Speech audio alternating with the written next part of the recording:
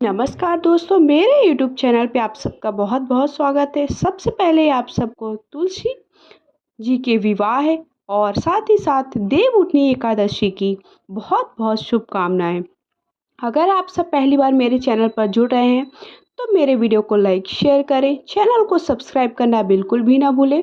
मैं इस चैनल पर पूजा पाठ से जुड़ी हुई आप सबके लिए जानकारी लेकर के आती हूँ। आज मैं देखिए तुलसी जी का विवाह कई जगहों पर देवउठनी एकादशी के दिन, कई जगहों पर द्वादशी के दिन भी किया जाता है। देवउठनी एकादशी से लेकर जो कार्तिक की पूर्णिमा आती है, इस बीच में आप किसी दिन भी विवाह इनका संपन्न करा सकते हैं। क्योंकि कई बार क्या होता है कि हम एकादशी के दिन मासिक धर्म में है या फिर किसी और कारण से हम विवाह उनका संपन्न नहीं करा पा रहे हैं, तो हम कब, तो पूर्णिमा के पहले पहले किसी भी दिन इनका विवाह आप संपन्न करा सकते हैं। अगर आपके पास शालिग्राम है जो श्री हरि के स्वरूप हैं तो उनसे विवाह कराइए। अगर शालिग्राम आपके पास नहीं है तो आप श्री हरि से ही इनका विवाह संपन्न करा सकते हैं। विवाह आपको कैसे संपन्न कराना है, इसका वीडियो मैंने पहले चैनल पर आप सबको अपलोड कर दिया है। आप सबने नहीं देखा है तो लिंक आप सबको डिस्क्रिप्शन बॉक्स पर मिल जाएगी।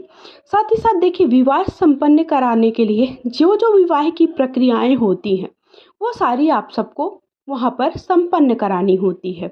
लेकिन अगर केवल आप पूजा कर रहे हैं देवउठनी एकादशी की तो पूजा भी कर सकते हैं, विवाह संपन्न ना कराइए।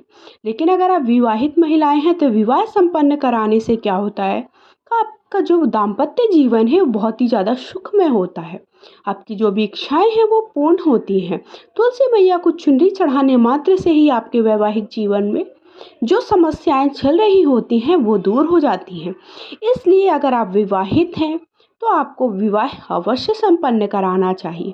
भले आप व्रत ना रखें, कई लोग निर्जला व्रत रखते हैं, कई लोग केवल शाम के वक्त अपने वस्त्र चेंज करके, अर्थात आप नहा धो करके स्वच्छ हो जाइए, कपड़े बदल लीजिए, नहीं आप नहाना धोना चाहते, फिर उसके बाद उनकी विवाह की प्रक्रिया संपन्न।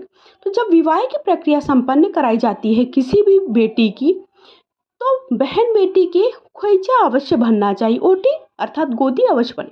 तो वो कैसे बनना है, सबसे पहले एक लाल या पीला कपड़ा ले लीजिए, उस पर इस प्रकार से देखिए 5 बार हमें चावल लेना होता है। 5 बार इस तरह से, अगर आप चावल से भर सकते हैं या फिर आपके पास मखाना है जो कि बहुत ही शुभ होता है शादी में, तो उससे भी भर सकते हैं आप। तो इस तरह से आपको 5 बार देखिए करना है पूरा। इस तरह से अगर आप मखाने की या फिर आप लाई होती है जो फूटा कहलाता है उससे भी भर सकते हैं, तो वो सारे लोग घर के क्या है खा सकते हैं।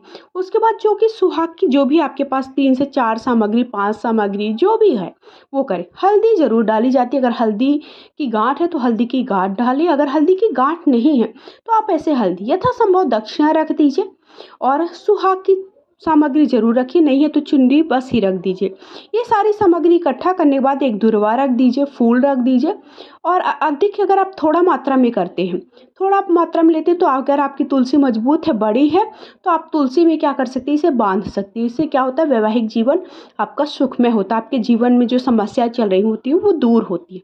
लेकिन अगर आपकी तुलसी इतनी मजबूत नहीं है तो आप क्या कर सकते हैं, वहाँ पर रख दीजिए जहाँ पर पूजा करने के बाद अगर आपकी बहन बेटी जो भी है, ननंद है या फिर जेठानी की लड़की है, जो भी सुहागन स्त्री है, जो मानदान कहलाती, जिनके हम पैर पूजन करते हैं, उन्हें आप दे सकते हैं। तो इससे क्या होता है, मतलब हर बहन बेटी की आप सबको पता है ओली अवश्य भरना चाहिए।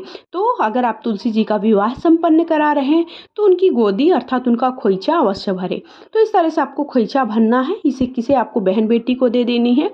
अगर आप खाने की सामग्री दे रहे हैं तो आप किसी कन्या को भी खाने की सामग्री दे सकते हैं।